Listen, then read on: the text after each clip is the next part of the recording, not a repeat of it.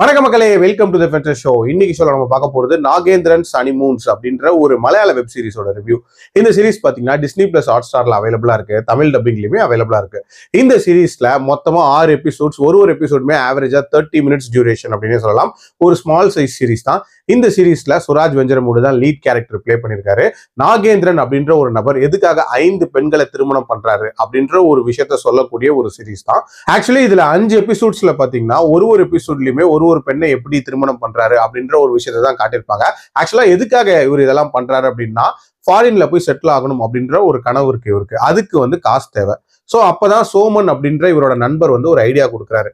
அதாவது உன் மாமன் பொண்ணையே நீ கல்யாணம் பண்ணிக்கோ, பட் வரதட்சணை வரும், அதை யூஸ் பண்ணி நீ ஃபாரின் போய்க்கலாம் அப்படின்ற மாதிரி சொல்றாரு. பட் வரதட்சணை வரல.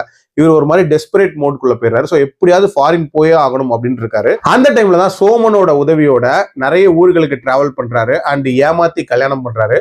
அண்ட் ஒருத்தர்கிட்டையும் அந்த காசை ஆட்டையை போட்டுட்டு டுவர்ட்ஸ் தி எண்ட் ஃபாரின் போனாரா இல்லையா அப்படின்றதா இந்த சீரிஸோட கதை. எனக்கு இந்த சீரிஸ்ல பிடிச்ச விஷயம் அப்படின்றது ரொம்ப சிம்பிளான ஒரு பிளாட், ரொம்ப நீட்டா பிரசன்ட் பண்ணியிருக்காங்க அப்படின்னு சொல்லலாம்.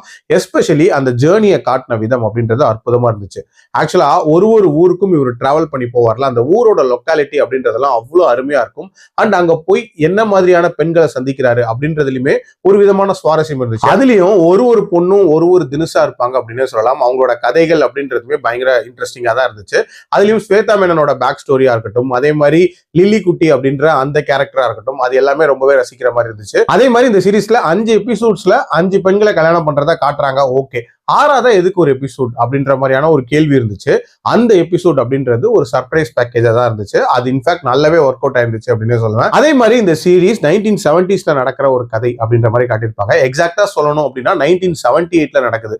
ஏன்னா ஃபுட்பால் கமெண்ட்ரி ஒன்று பேக்ரவுண்ட்ல ஓடிட்டு இருக்கும். அதுல அர்ஜென்டினாக்கும் நெதர்லாண்டுக்கும் ஃபைனல்ஸ் நடந்துச்சு. அதுல அர்ஜென்டினா ஜெயிச்சிருச்சு அப்படிம்பாங்க.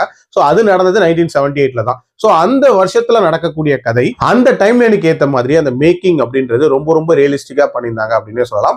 அண்ட் ஓவரால் ஒரு மாதிரி போர் அடிக்காம சிம்பிளா பார்க்கக்கூடிய ஒரு சீரிஸ் தான். என்ன பொறுத்த வரைக்கும் நெகட்டிவ்ஸ் அப்படின்னு பாத்தீங்கன்னா, ஒரு சில இடங்கள்ல கொஞ்சம் பேஸ் அப்படின்றது பெட்டரா இருந்திருக்கலாம். உதாரணத்துக்கு அந்த சாவித்ரி எபிசோட் அப்படின்றதெல்லாம் இன்னும் கொஞ்சம் பேஸ் அப் பண்ணியிருந்திருக்கலாம் அப்படின்னு தான் தோணுச்சு.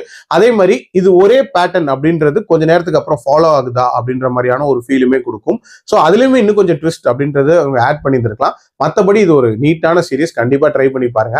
என்னோட ரேட்டிங் இந்த சீரிஸ்க்கு 3.25 out of 5. அடல் கண்டென்ட்லாம் பெருசா இல்ல, தாராளமா பார்க்கலாம். மீண்டும் அடுத்த விமர்சனத்தில் சந்திக்கிறேன். நன்றி, வணக்கம்.